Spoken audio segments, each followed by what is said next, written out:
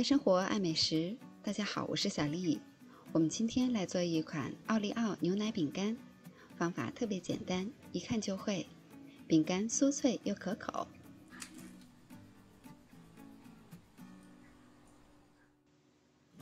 在大碗中准备40克室温软化好的黄油，加入15克的糖粉，把它搅拌均匀。也可以用电动的打蛋器打匀。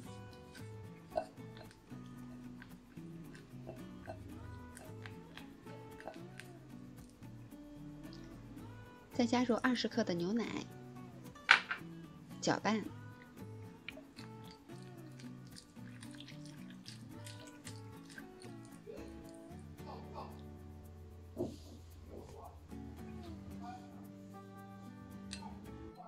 然后筛入90克的低筋面粉。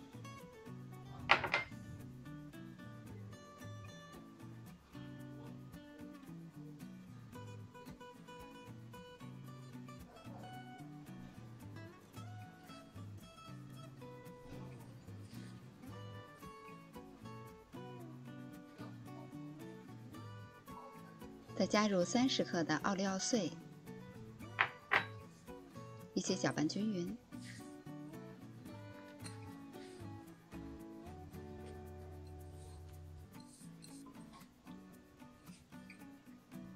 拌到很湿润的状态，再用手和成面团。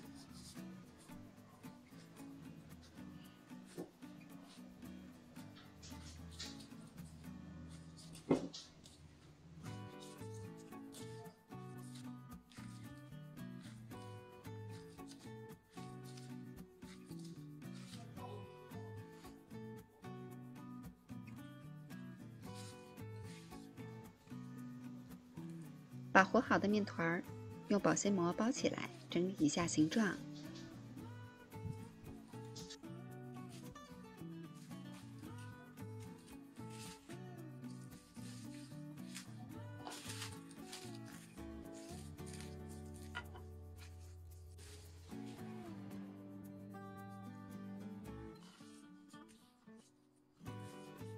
整理好了以后，放到冰箱冷冻半个小时。半个小时以后，从冰箱取出，撕去保鲜膜，再切成厚度大约是0.5厘米的薄片。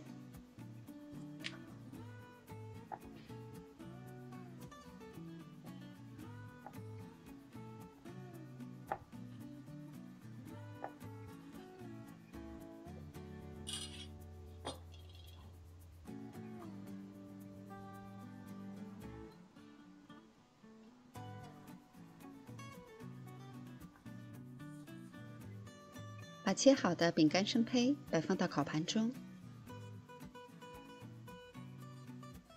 烤箱开上下火，提前预热，180度烤20分钟左右。